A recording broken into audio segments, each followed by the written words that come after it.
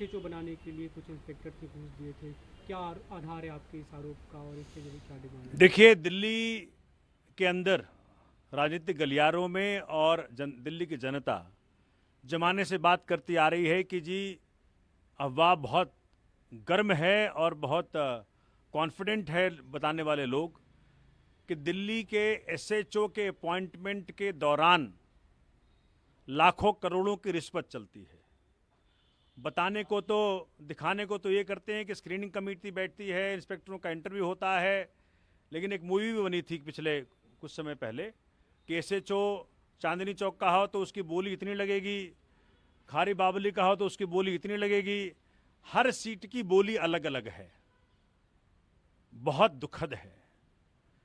माननीय एलजी साहब के अधीन, माननीय गृह मंत्री के अधीन दिल्ली का पुलिस विभाग के अंदर इतना बड़ा पुलिस घोटाला हो रहा है जिसकी चर्चा अखबारों में है। ये घटना 29 दिसंबर की है कि जब एक स्पेशल कमिश्नर के घर 12 इंस्पेक्टर पहुंच गए, हंगामा करने लगे पंडारा रोड स्थित घर पे कि भाई आपने मुझसे पैसे ले लिए और एसएचओ नहीं बनाया। मेरा मतलब कह सकते हैं रूह कांप उठा इतना बड़ा इल्ज़ाम देख करके।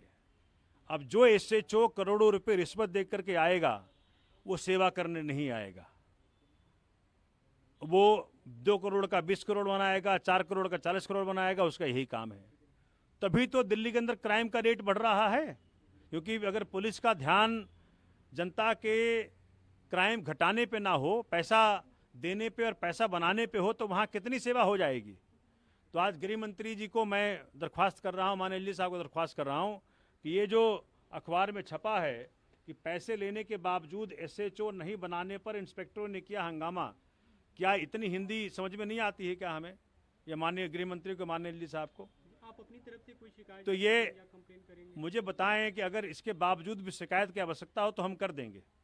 अगर एलजी साहब को अब एक्शन लेने में, गृह मंत्री जी को एक्शन लेने में तकलीफ हो रही हो, इसके बावजूद भी जो ईडी बंगाल पहुंच पा रही है, जो दिल्ली के अंदर, जो पंजाब के अंदर जो जगह जगह पहुंच रही है, उस ईडी को सेंट्रल दिल्ली, मतलब माननीय प्रधानमंत्री जी से 5 मिनट का रास्ता होगा, ये गृह मंत्री जी से 10 मिनट का रास्ता होगा ये।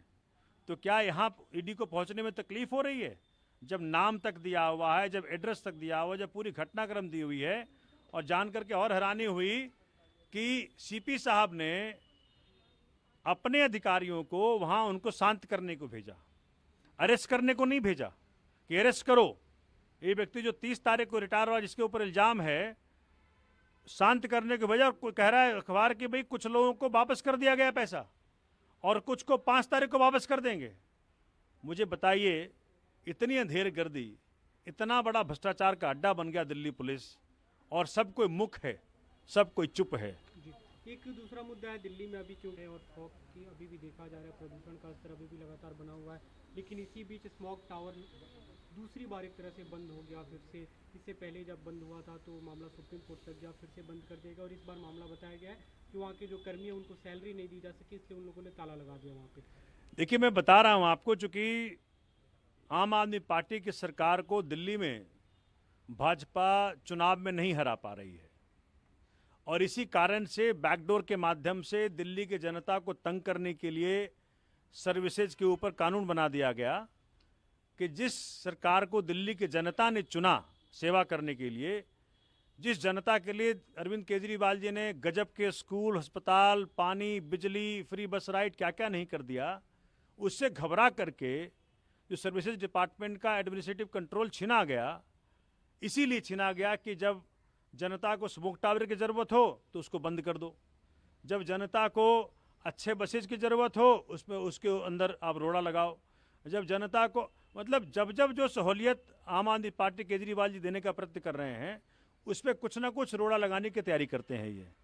मैं जल बोर्ड का वाइस चेयरमैन हूँ, वहाँ भी रोड़ा लगाने की तैयारी करते हैं ये।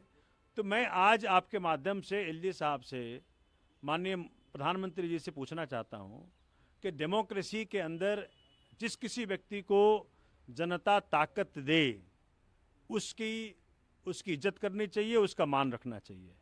आप बड़े भाई हैं, प्रधानमंत्री हैं, आपको दिल्ली की सरकार को, माननीय मुख्यमंत्री को बुला के बोलना चाहिए कि बताइए कहाँ मैं आपको मदद कर सकता हूँ। ये ना करके आप इस प्रकार की बात कर रहे हैं कि हर चीज़ पे रोड़ा लगाया जाए। भगवान श्री राम की दुहाई देते हैं आप। भगवान श्री राम ने रावण जैसे व्यक्ति को, जिसने कि उनकी पत्नी का हरण किया, भगवान श्री राम को इतना दुख देने का प्रयत्न किया, आप देखें क्या इज्जत दी भगवान राम ने उनको। जब उनकी मृत्यु हो रही थी, भगवान राम ने लक्ष्मण को कहा कि जा, बहुत विद्वान व्यक्ति हैं, इनसे कुछ सीख ले।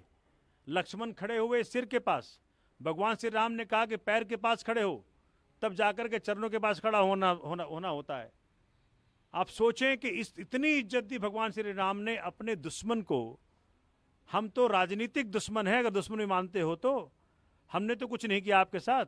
लेकिन इस प्रकार की चीजें करके आप दिल्ली की जनता को तकलीफ दे रहे हैं। स्मोक टावर अगर नहीं चलेगा तो नुकसान किसका है? दिल्ली की जनता का नुकसान है।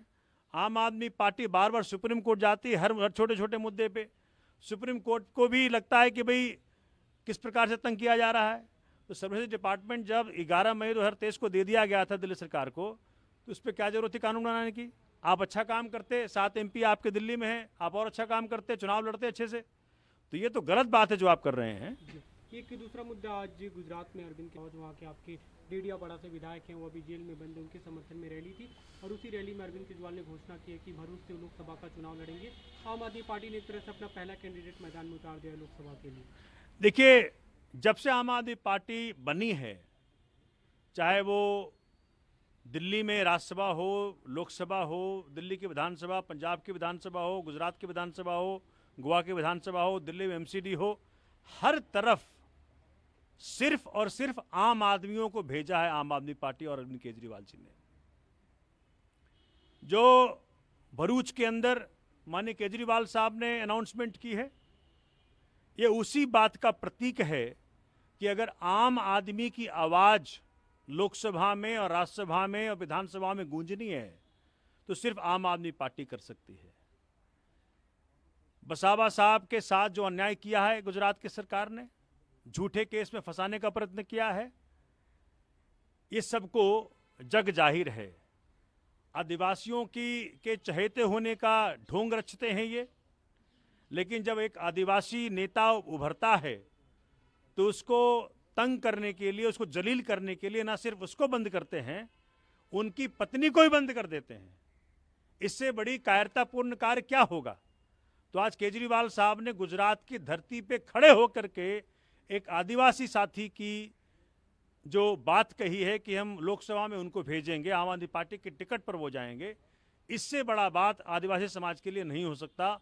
आदिवासी का हितैषी दिखना और है और हितैषी बनना और है। ये केजरीवाल जी हैं जो जिनके साथ ये जाता है कि जो वो कहते हैं वो करके दिखाते हैं।